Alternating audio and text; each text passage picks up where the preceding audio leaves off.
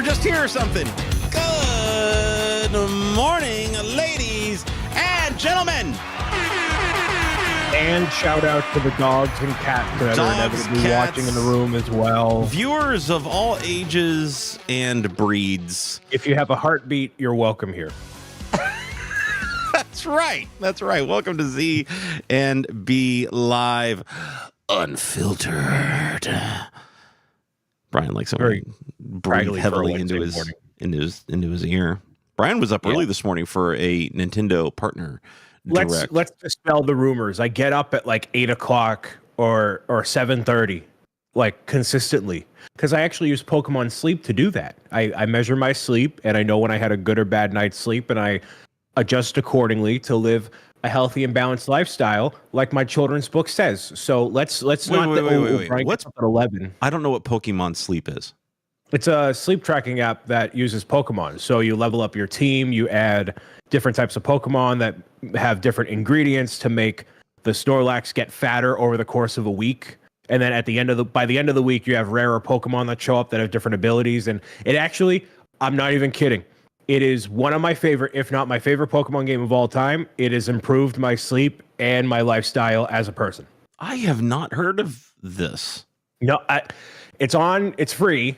App Store, Google Play. It has changed my life. I'm not kidding. I've done it for 200 days. Okay. I put the phone plugged in face down on the bed, and then the accelerometer senses, your quality based on how much you move or whatever. So it also is good because like when I'm done like doom scrolling, I press the go to sleep button and done. So it forces me to not touch my phone. And I'm not tempted to pick up my phone and interrupt my cycle, so I leave it. Like any sleep tracking app is going to work, but when not Pokemon, So well, right. I mean, it's an interesting way to do that because it incorporates a game. I hadn't heard of something like that. I spend too much time late at night watching Twitch. Like I fall asleep to the lovely voices of Mr. Panfred Nudo or Astro Canuck or whatever whispering me to sleep every night. So that's kind of how I roll. It helps to have like a dedicated moment. Like, okay, now I'm going to sleep, and I discovered I always fall asleep within 5 to 10 minutes, and then I'm out, and I'm done. It's great. I'm flabbergasted. That's why I can't even say anything. I'm just like, didn't know this. It's on my notes now. I'm like, look up Pokemon Sleep app on iPhone. And we can also become friends. And then when we each sleep, not sleep together, but like sleep in conjunction, we give each other rewards and build our friendship level. And so the more that we sleep in conjunction, the rewards stack. And do they have a Pokemon personal trainer app that that I can use to get in shape?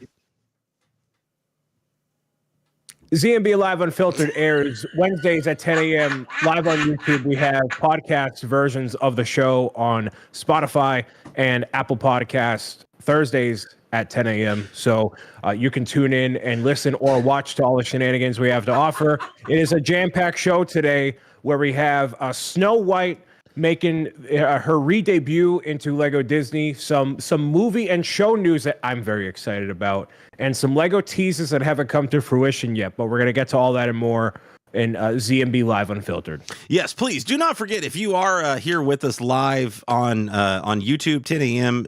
On Wednesday, 10 a.m. Eastern on Wednesdays, hit that subscribe button, hit that bell notification icon, do all the YouTube-y things. If you're finding us afterwards, if you're listening to us, on Apple Podcasts, if you're listening to us on Spotify, head on over to the YouTube channel, do all those wonderful YouTube-y things. It helps keep the show afloat. So it would be greatly appreciated. But we do have some fun Lego news and notes to get through. And I'll tell you what, man, it was about freaking time we heard about this, because Snow White, it was just one of those ones we were just kind of waiting around. It's like, when are they going to announce it? Are they announcing it today? Are they not announcing it?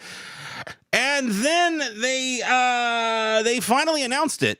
And it was kind of a wah moment. Was it really for me? For you? Yeah. There was something about it that didn't sit right with me, and I couldn't figure out exactly what it was until I went back and I looked at, and see, this is where I got confused. I went back and I looked at an idea submission for a Snow White thing, and that's not what this is. Oh. This is not an idea submission. This is Lego doing their own thing, their own design. So that's why, like, they just did not approve all of these, these Snow White idea submissions that kept popping up. Yep. But I look at this idea submission, and it's so much better than what we got. It was an enclosed house. It felt more doll style house, which I personally enjoy more than the open back style. This one has a dollhouse feature to it that I don't understand what it is that they're trying to do with it. Right. Like, it's like opening the side of the house for no particular reason other than maybe minifig placement. I'm not really sure. And the big issue for me was the dwarves just looked off, and I couldn't. Again, it took me a minute to kind of put my finger on it, but and you kind of expect this because it's a Lego minifig. It's the lack of the nose. All of the dwarves in the movie, in the cartoon, they all had a very unique style nose that was specific to their character. And without that, they just don't come across quite as the dwarves from our memory. But again, it's a Lego adaptation of the character. Like, that's kind of gonna be the thing. I get it.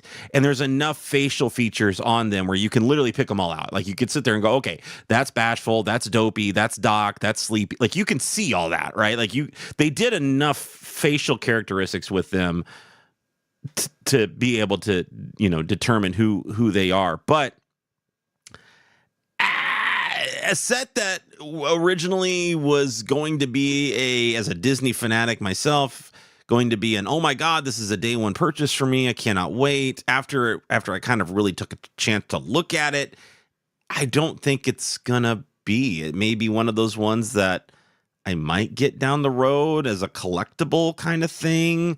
I'm not entirely looking forward to putting it together. That seems very surprising from my perspective of you being a Disney guy, right, through and through, like really all about it. Immediately when I saw this, I noticed a lack of nose, and it would have been a good opportunity to do a custom molded beard that had a nose attached to it. I don't think having a custom molded heads would have been the call. But we have seen something like that where the nose is like literally baked into the minifigure head. Ergo, Pinocchio, way back, there was just like one pointy nose. Right. But then also they all kind of have different noses. So how do you customize that? And, you have a budget when you're making a set, right? So sure, not every Lego set is going to be able to go all out with all the detail, arm printing, leg printing, whatever. So they designers work within a budget. So maybe that just wasn't a part of it based on the price point they were looking for. So when I saw this, I thought, wow, Lego is doing this again. And it's making me very irritated, very much so. The heads on those dwarves are toad heads. They are. You put a mushroom head on top instead of those caps and you take away the beard, those are toad faces. Mm-hmm. Because there's no nose, right? It's the Lego-y art style, but those are different toad expressions for Mario, for Peach's Castle, for whatever. And I'm like, really? We're doing this again? So I think for like a Snow White cottage, it looks really good. I think it's a good representation of it. And based on what we've seen with like Winnie the Pooh and other, this is a children's series or children's media dollhouse style thing like Sesame Street. I think it falls right in line. I like that they added the glass coffin. You have the well. All the dwarves are here. So this is like your definitive Snow White set besides having... correct my knowledge. What's Maleficent from? That's not Snow White, is it? Cinderella. All right. Clearly, it's been a hot not Cinderella. minute. Sleeping Beauty. Sorry, Sleeping Beauty. It has been a minute. I need to go back and rewatch all of the classic Disney princess movies. So I see this in that case as a definitive Snow White set. What else can you do? Right. We don't have the evil queen. Like, we have the evil queen as the old hag. Like, that's the only That's the only downside You to put it. the Evil Queen in Disney minifigure series 4 or whatever. Sure. Don't get me wrong. At $220, like, I'm not turning my nose up at the price. I think this is priced really, really well. And Yeah. I don't know how others feel about it, but I think with the amount of characters you're getting, the amount of animals you're getting, right? That all of that like gold yellowish roof stuff looks great. The door pieces look great. I don't love, like, one of the things, again, comparing to the Lego Ideas submission that got the votes but didn't get approved. The shutters, in the submission are brick built, and they're brick built in just a very simple way, where they have little heart studs stuck to little snot bricks or whatever, right? That awesome. You could have done that here, but instead they chose to use stickers. So you limited it by two pieces or whatever. Like, come on, like, you could have given it a little bit more 3D character that way, limiting some of the stickers, adding a couple more pieces there that really doesn't pad the piece count too much or anything, but get you a little extra value for your money. The coffin, weird, but I like that they included it. Like, it's a part of the story and all that stuff. But yeah, it helps make it a definitive Snow White set, right, other than having the Evil Queen. Right. And it's got the Disney tax attached to it. So the fact that, again, that it's $220 US, man, I'm down. I mean, it's got a lot of fun foliage pieces and the little extra builds, and the inside of it is fine. It's not as detailed as I had hoped it would be. It seems, because you're fitting a lot of characters in there, so it was almost like they had to kind of scale back what they could do on the inside of the house because of how many characters they got going on there. I still don't understand the mechanics of it opening. It basically splits right there by the front door and the other part of the house there, and it just kind of opens up where you can see, I think it's inside like the kitchen area or something, the dining room area. I think it's just for play, because it's not canon to the movie at all. And it's happened before where there's been like a larger structure that is static, and then maybe they've discovered, kids like being able to, have a more succinct. So it's interesting you say it that way, right? It's an 18+ set. So are we giving it play features for adults? Which, again, I'm not harping on. Like, fine, great. I mean, adults, like, I get tickled when I see play features in my adult sets and things. But it is an 18+ set. So that's what I didn't understand from, if it is geared towards that 18+ adult range, you're adding what looks like a dedicated play feature to it. That's not a set that is really meant, according to the box, for kids.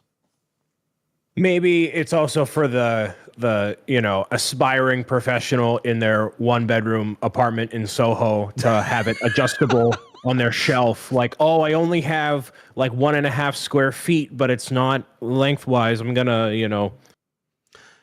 I feel like one of these days you're gonna move to Soho. I just feel like this is where we're headed. Yeah, I just feel like this is where we're headed with Soho. I'm a Boston guy through and through. You listen to me get angry. That's when I park my car in the Harvard. I ain't going to Soho. Get out of here.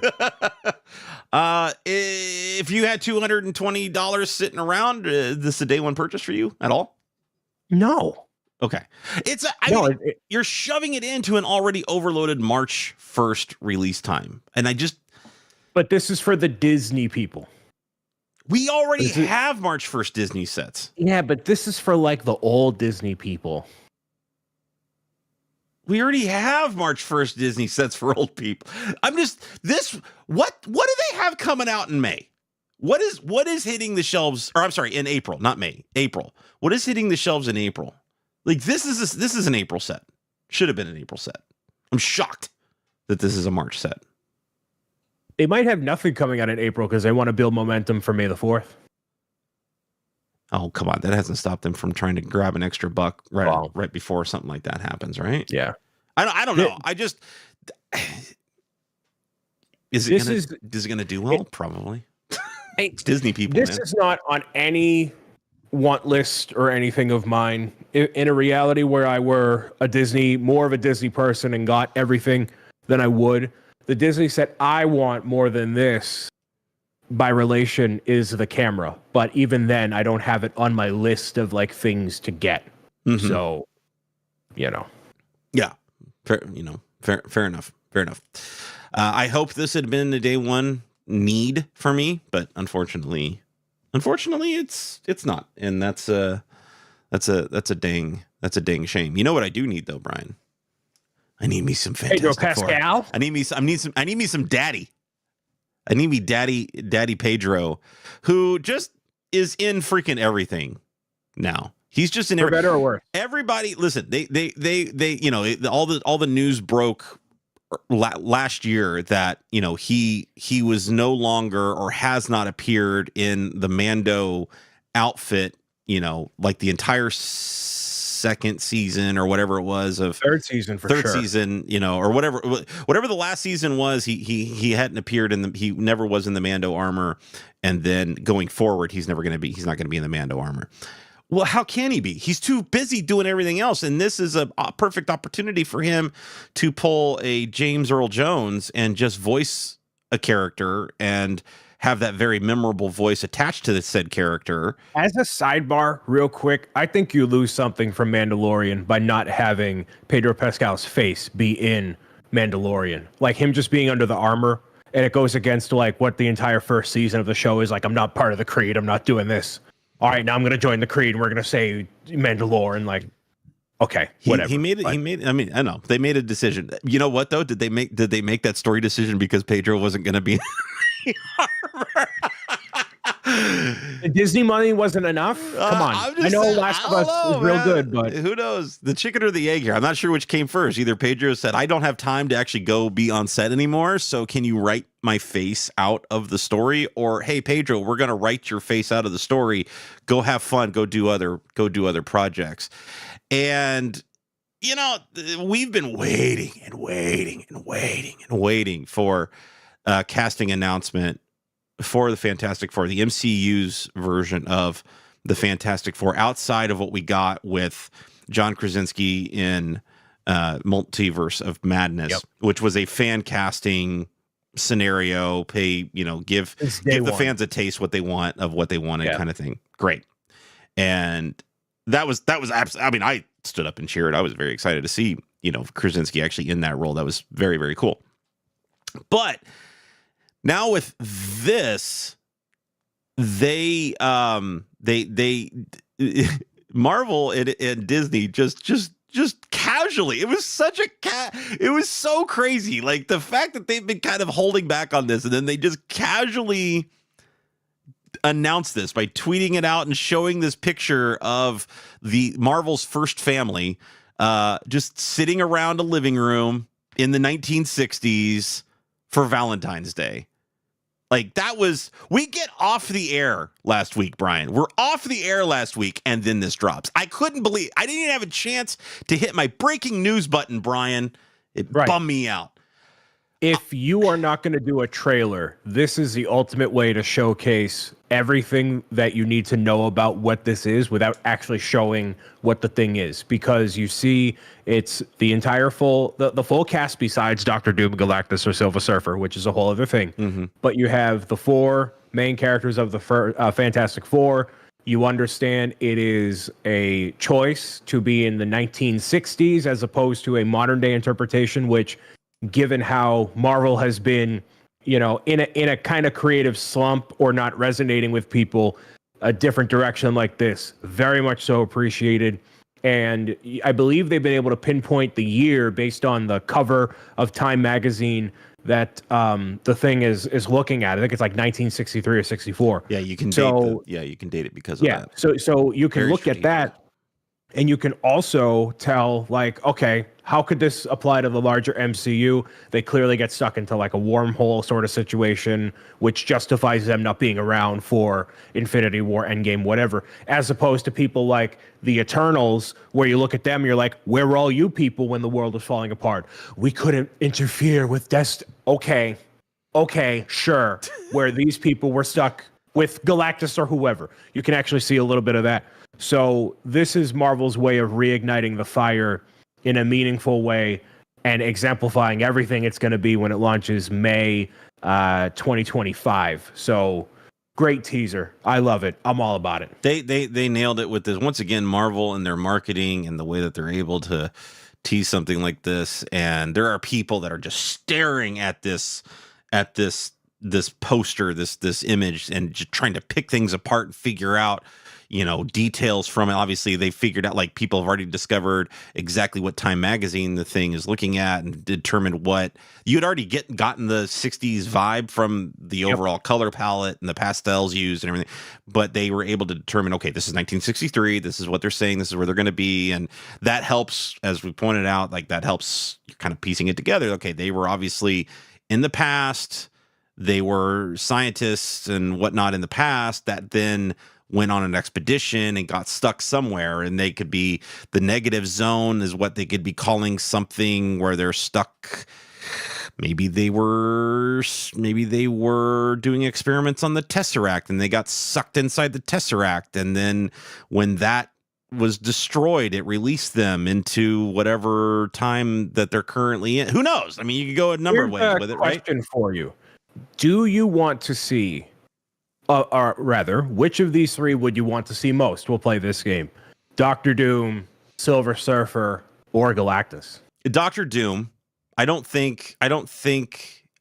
like Galactus and Silver Surfer are going to be a difficult thing for in the a short MCU period of time to pull off in a short period of time, kind of deal.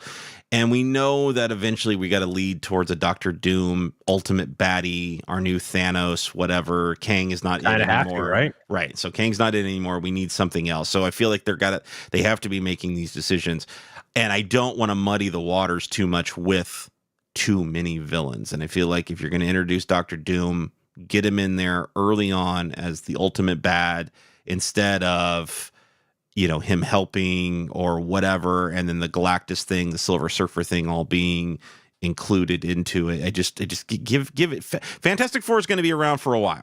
Like, we've got them now. The cast is signed. They're going to be around for a while. You've got time to figure out Galactus and the Silver Surfer combo down the road. I don't know where they factor in with X-Men, because X-Men is a whole. You could replicate the MCU as it has been with just X-Men if you really wanted to. So how does that factor in with the Fantastic Four and then the existing, not just, the classic MCU we know pre-Endgame, but then now the Young Avengers and all. So there's a lot of potential and moving parts here. And this, to me, feels like when they should have done the Disney Plus stuff and had all the different shows and different people, but now they're trying to consolidate it way back in. So how much wiggle room are you going to give all these characters? Well, they've been teasing all these shows leading up to this. They have been teasing in movies. They've been teasing the introduction of the X-Men and everything like that through musical cues, through actual characters, whatever.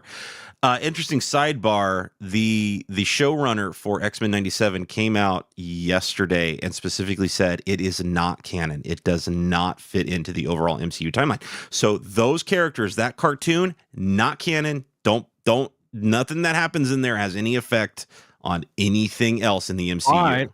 If we're talking spoilers here, the movie's been out. What happens at the end of Captain Marvel? Right. So so obviously we have Beast, we have an X-Men, that's in its own separate thing. I think this is big brain here. Here we go. I think they pivot on the Kang Dynasty movie because the next movie is Secret Wars.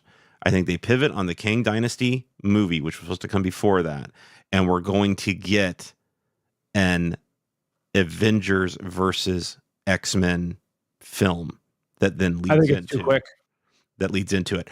I think that's the way that you introduce them from an alternate reality of them starting to save their reality.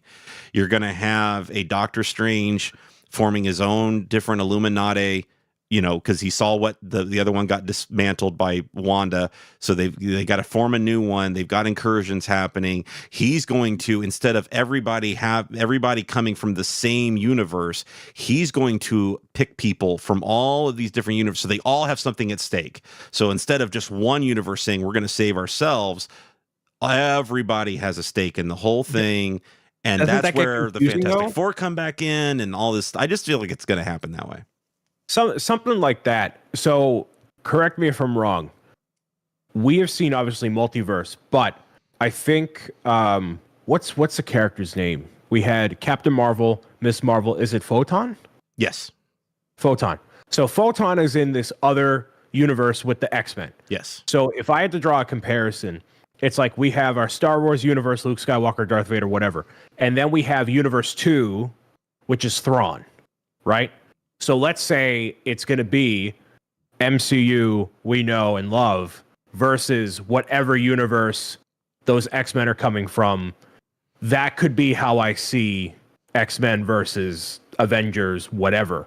But I think once you go all different realities and you're picking people, like, you got to remember they're trying to get the Fairweathers back. It's for the diehard people, obviously, but you got to get Fairweather people back. And I think Multiverse of Madness might have been a little bit too confusing or too muddled for people, that you have to focus on what's happening. So I think that might make it a little bit janky, especially with the Sony Spider-Man stuff. And then now we have to factor Madam Web into everything because she's obviously the new hit series based on how the movie's performing. So you have to wire that all together and have one big collusion of people. So yeah, luckily she's in her own universe.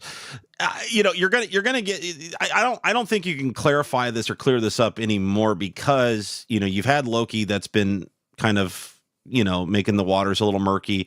That's what Deadpool's going to be about. Is going to be about fixing the multiverse. He's going to play a major role in that, and that's going to bring even more people, like that cross universe thing. Like we're going to get even more messy. Well, and that's what this is leading up to. This is, by the end of Secret Wars, it's a reboot. We're rebooting. We're taking we're getting rid of characters, actors' contracts are up, whatever. It's all strategic, and we're going to have a brand new cast of characters, but we needed this muddy mess so we could clean it up in Secret Wars over the biggest comic book event film you've ever seen in your life, right? Like that's what this is all leading to. Is going to be along for the ride with Deadpool, and I'm going to turn my brain off on trying to keep track of who's who and what's what, and just rock with it and hope it works out. Because, we obviously see him pop into the TVA. And then whatever happens at the end of that, it is far enough out, and it has been far enough out and in production for long enough that Marvel has a keen opportunity to clean up stuff even right now for Deadpool 3. So Deadpool and Wolverine. Mm-hmm. So that'll be good. That comes out in July. So that'll be here before you know it, man. Right. And unlike your thoughts on Deadpool not getting any specific, Deadpool and Wolverine getting specific sets centered around that particular film property, obviously Fantastic Four is going to be family fair game. PG-13, whatever. We're going to get a ton of new minifigs with Fantastic Four. We're going to get Daddy Pedro. Hell, they already have the mold. They already have the face mold. They just take it off of the Mando, pop him right on a blue body. We're ready to get him the Tony Stark hair that he kind of has right here with the little gray on the side. I mean, they already got it. They're ready to rock. They're ready to rock and roll for Fantastic Four Lego sets going forward. Real quick, how, if you can summarize how does this work now? Do Lego designers, do they already have concept art and everything like that from the film that they're gearing up for, or is it still too early in that process because they haven't even finished writing the movie yet or anything? Like, is it still too early for Marvel and Lego to be talking about sets coming out? I think at this point right here, if it's releasing a year and a half ish from right now, you have to have something locked in. There's a lot of instances, and this actually happened very, very recently that this came out, that they will make concept art for a thing, pitch it to a studio, and then greenlight it. So you already have your concept art before it even goes into production, which I know that because I believe the directors or somebody related to Spider-Verse pitched to WB a Batman Beyond animated movie like Spider-Verse, and it looks unbelievable. But it looks a little bit too close to a carbon copy of Spider-Verse, so it obviously have its own style. So they already have concept art for a movie like that, let alone, Fantastic Four. We've known about it for years. So I think they might have already had a couple things locked in place, like, okay, this is how we would pull off, Mr. Fantastic with the wiggly arms. We already have a Thing. How much different is Thing going to look? He's a rock monster that's a big mold like Hulk. Okay, cool. Yeah. You can make some adjustments, but the overall, the printing of the characters, that's a graphic designer's job, not necessarily the sets. So that I would be more concerned about. With the sets, we've seen it time and time again, with Star Wars. Like, hey, here's this pivotal thing, part of the movie, and then it gets on screen for 30 seconds. So I think with the first wave of anything, you could expect some things that are inaccurate because they're basing it off of concept art and they don't have a good grasp on what's happening. But when it comes to wave 2, or like what we're seeing now with some of the Marvel Endgame sets, they will look way better and way more accurate. You have, the No Way Home final battle that looks amazing. If they did that set based off the concept art in the beginning, it'd look totally different. So I don't know where they're at, obviously, but I would lean more that way because it is getting close, Mm-hmm. Gotcha. They want that Lego set in the box and ready to go in the warehouse for February, like this time next year. They want it in lock for when the movie comes out. Gotcha. Well, what is getting real close? Avatar. Ooh. Avatar, Ooh. baby. Tomorrow. Let's quickly mention also, by the way, that the new season, the last season of Bad Batch, dropped today. So that has started with 3 episodes. I'm hoping I would like to see more Bad Batch Lego sets come out that are a little bit better, especially for this last season. Different their character designs continue to change from season to season, so I'm hoping that we get more of that. But Avatar: The Last Airbender, I know nothing about this property. Oh, let me educate you, Mr. Please Zachary, educate, because I'm going to be watching this starting tomorrow. I can't wait to watch this starting tomorrow. Okay. Oh God. Here he goes. Okay, let me cook. So Avatar is a Nickelodeon series that aired back in the early 2000s. You're talking like 2004, that era. Right in childhood nostalgia for me. It's based on the main character, Aang, who is he is the next in the lineage of Avatar characters, which exemplifies all of the elements that are located throughout the world. So there's fire, earth, air, water. Not everybody, but if you're generally apt to have powers within the Avatar universe, you have one. So you have, an earthbender, you can move rock and whatever, where the Avatar can do all 4. And there's only one person that can do all 4 per generation, and then gets reincarnated over years and years. So there's a whole lineage of Avatar. And so Aang ends up getting, none of this is spoilers, by the way, but Aang is frozen at the Water Tribe and is found by 2 other people, Sokka and Aang.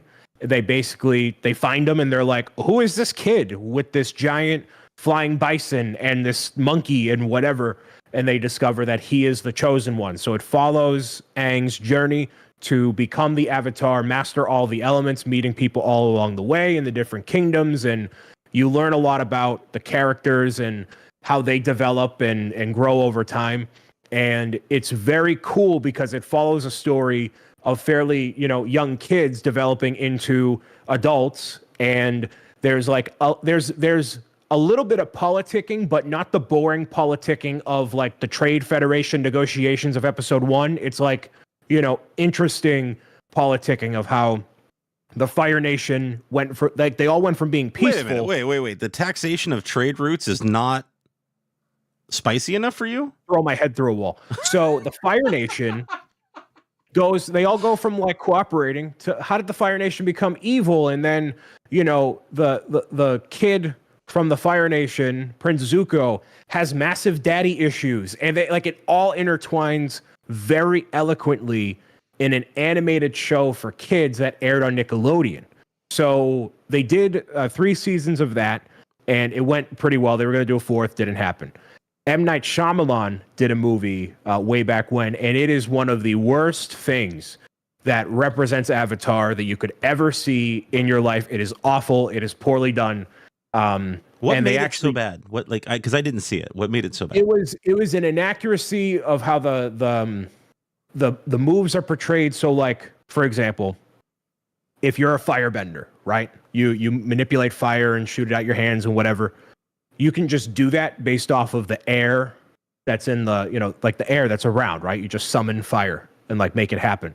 Whereas in the movie, there has to be a fire source that people pull from. So it's a fundamental misunderstanding of that. And doing something like this in a movie is very difficult because a lot happens. So when I heard Netflix was doing a version of the show that was over multiple seasons and whatever, I got very excited. And when I first watched Avatar in full, all I could think about was, man, I want to see this as a live action thing. Anything involving humans, I'm like, I want to see it in live action. I want to see, the flying bison Appa as a CGI character, and how would these worlds look instead of literal 4:3 ratio now in 4K and with all these effects, and like the fire can be actually shown as like CGI fire and make it what it should have been way back then. Mm-hmm. So I'm super excited for it, but not everybody is, because they're just worried about, how it translates based on the cultures it was originally based on, when it was first coming out. So I know that's a lot to go over, but I'm excited. I'm very ready to watch it. I don't know if it's dropping all as one season or episode by episode, but it comes out tomorrow. The trailers that I've seen for it give a very anime vibe to it, like the overall style, the way the characters interact with each other, the looks they give each other, the almost overperforming type of. So correct. I think that's what you're maybe getting at, is maybe, I don't know how it's going to be well received for people if they don't enjoy that. Like, they're going to be watching almost a live action anime in a way. So way back then, this is what kind of first sparked what the definition of anime is. I'm not an anime guy, but anime generally is seen as animation that is made exclusively in Japan, where Avatar: The Last Airbender made in America, but very much so looks like an anime show based in Japan. So it depends on if you're in the weeds that heavy, which I'm not, and most people probably aren't. What is this and how does it convey? It is meant to have that energy of anime. And yes, you are doing, martial arts basically with elements, and there's a little drama and a little bit of exaggeration in the facial expressions and the movements. That is accurate. Yes. Interesting. Now, there have been Lego Avatar sets in the past. Yep. I had one of them. But nothing, much to your point about having something in the box and ready to go for when Fantastic Four is released. Nothing for this? Crickets? Why is that? It's what a massive missed opportunity, not just with Netflix with Avatar, but Netflix with Stranger Things season 3 or 4 when it came out. Nothing. They had a Stranger Things Lego set of the buyer's house. They had the Barb minifigure. That's it. And you could do way more with that giant meat monster and the Starlight Mall, whatever. So could have done way more. This you could have done absolutely way more. There is very clearly demand for it. The Sky Bison Appa has been a Lego idea submission several times over with all of the main characters. Even one version where you turn a crank and the tail moves and the leg moves and whatever. They haven't done it. They just refuse to do it. And it's just a massive missed opportunity. That'd be one of the main things I'd advocate for if I were at Lego, obviously, besides proper Mario, whatever.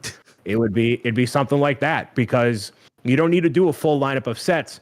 When they first came out, they did an Air Temple, which was like a $30, $40 set. And they did one Fire Nation ship, and the core characters are actually missing some of them. So There's demand for it. The prices for those have skyrocketed, and they're not even good Lego sets. So who's at fault here? Is this a Lego issue or is this a I don't Netflix care whose issue? fault it is. Just do it. Like, do it. Get it done. Put the bag on the table. Get over your egos. Nix some contracts if you need to, and make it happen. Do we see stuff after the fact? Do you think April, No, May? because Lego or Netflix are a June? bunch of cowards and don't want to make it happen for the sake of making a cool thing to put on shelves. All episodes are dropping. Eight episodes. Are they really? Eight Oh, episode man. season will all be dropping as You of will February not see 22nd. me. I'm going to stay up. I might stay up all night. Wow. Now I don't know how long, if they're hour long, 45, if they're kind of Probably be like all over the 45 place. But yeah, they're all eight will be dropping as February 22nd at 12 a.m. Pacific. So 12 a.m. Pacific? 12 a.m. Pacific. All right, all day Thursday. I'm not staying up till 3 in the morning to watch 8 hours. So that'd be 3 a.m. for us Yeah, East no. Coast boys. No, I'll wake up. My entire tomorrow will be dedicated to that. So if you want, I got to get book stuff done before that happens. But yeah, that's what I'm doing. That's what I'm doing. Another thing that we're waiting on and still waiting on and still waiting on and still waiting on is the Lego Ideas D&D Dungeons and Dragons set. Now Lego officially Any nerds in the chat? Any nerds? Nerds rejoice. Lego did finally push out on their social media channels a teaser video for the Dungeons and Dragons set. Now this is an idea set that won and whatever one, you know, got the approval a year ago, I think, and we have what that set looked like. We kind of know what that set looked like. We don't know. Obviously, there are changes that happen once Lego approves an idea set. We talked about this recently on an episode. They get their little paws on it. They adjust things. They make things work better. Blah blah blah blah blah. Now, a lot of people are thinking that maybe this might be like a practical set, a set that you can incorporate into your game and, you know, do things with dice and whatnot. What are you hoping? What are you thinking we're going to get from a set like this? Putting aside rumblings and, you know, the faucet being as it is and having an inference of what it could be, I am not inherently a Dungeons and Dragons fan. I have seen the movie when it came out. My friends were like blah, all over it. I was not. I'm like, this is fine. It's fine. I've never played the original. I played the original Dungeons and Dragons maybe for like 10 minutes back in. It's a whole other thing. So I am by far not the target demographic for something like this. But if you want more medieval stuff, boy, howdy. This is what you're going to get, and you're going to like it. Because that's essentially what it is. And a lot of the weird monsters and creatures and whatnot, you'll be able to make into whatever else you want to, add it to your collection, whatever. So it'll be another excuse to put a castle thing on shelves that isn't a castle or the medieval market village. So, you know, on that front, congratulations. I would really like to see a comprehensive dragon build. If there's something of substance, and if you have one shot to do a Dungeons and Dragons set, I hope it is exemplary of what that could be. Obviously, the lore is very expansive, but again, if you have one shot, this is how you do it. I don't know if there's enough to have a whole lineup of stuff eventually. I don't know if that's there, but I'm not as familiar with the game. So I'll be excited to see the full reveal of what this is by the time we air the show, not this upcoming week, but the week after, and take a look at it. But Are you at all interested in nerding out and using it as a practical thing? Because this seems like a local brick shop, like to a T, with the dice tower possibilities and whatever. Are you on board? You know, he's our good buddy local is been freaking out over this set and is just salivating at the idea of like finally getting a final look at this thing and what it's actually going to be. And I kind of expected to see, considering that they released this teaser early in the week, I kind of expected to see something by now. I didn't expect them to release a teaser and then within 2 or 3 days still not have an official announcement. I'd bet. Yeah. But you wanna play into, like, I love the idea of it being a practical, like, dice tower set, not a play set, but a practical dice tower set of some kind. Easy to pull off. It's just, I don't know, it just makes sense to me to do something like that, because it takes it out of the typical medieval castle realm that they're currently got a line for, right? They're taking the style of it, the branding of it, and applying it to what that brand has been. And sidebar, real quick, for the people that are watching us live who are nerds, what is the cube and why should we care? Yeah, I didn't understand the gelatinous whatever cube thing, whatever's going on. I didn't know if they hadn't attached the Dungeons and Dragons branding to it at the end, would had no clue that that's what that was referring to. I thought it was Minecraft. Well, I mean, I looked at that and I went, "Oh, it's Minecraft." What Minecraft set's coming out? I didn't know what that was. And that's why I would be hesitant to get a Dungeons and Dragons set. I know nothing about it. I want to learn more. I'm Starship Troopering this thing, and I would like to learn more, Brian. I would like to know more about Dungeons and Dragons, and then at that point, maybe I would be a little bit more into the overall set. They could sell me on the set on just cool functionality and design and forget the whole thing. But as I'm building it, if I'm not picking up on the Easter eggs and what all these other things mean, I won't get the same kind of experience as a local as what some of our other amazing friends that are into Dungeons and Dragons are going to get out of this particular set. So as part of locals arriving to Brick World Chicago, where he brings Coffee Crisp and Crunchy for me, he needs to bring the D&D setup so we can have a late night, or y'all, I'm not participating. Y'all can have a late night D&D session in the lobby of the convention center. That's what I'm hearing. Oh yeah. See, we have another good friend who's been trying to spearhead that movement as well, and I have a full book over here, like the basics, of Dungeons and Dragons over here. Let's let it cook. Y'all do a one shot. You maybe get a couple cameras to just record it, whatever, and then shenanigans. I can't wait. And that's what interests me in the set in general is, what if I get into Dungeons and Dragons? Then all of a sudden I'm going to want this set, and should I get it early on before it's hard to find after the fact? You will transform into full nerd if and when that happens. I can't even imagine going more nerd than I already am. No, so guys like us, most of the people we get in our circles, we're cool nerds, right? Where we have our things, our different interests, but we still smell good, right? We shower, we everything else. I'm not to say that Dungeons and Dragons players don't shower, but your likelihood of getting sucked into the world of Dungeons and Dragons and forgetting some of those hygienic things significantly increases. I've been to Gen Con enough. I've worked at Gen Con in my town enough. I understand the smell and the lack of hygiene that goes along with games like this. The likelihood significantly increases. So just as long as you're aware of that. Frankly, the pandemic changed me as a human anyway. So I look differently at things like showering these days. It happens when it happens. Do you not? I mean, I shower every day. I don't know about any of y'all. I'm a night shower guy. So anyway, what are we building these days? I'm building a healthy hygiene regimen by showering every day.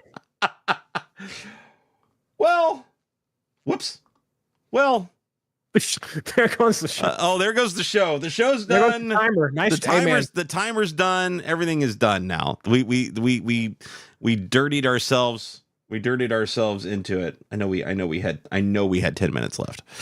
So, Mr. Bricks O'Brien, who is now building Lego on Twitch. It's a beautiful thing to see. It's a beautiful thing to see.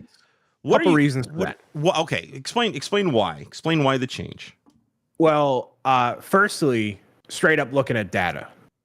I generally like to follow whatever I kind of want to do, and whatever I'm feeling for the day and whatever.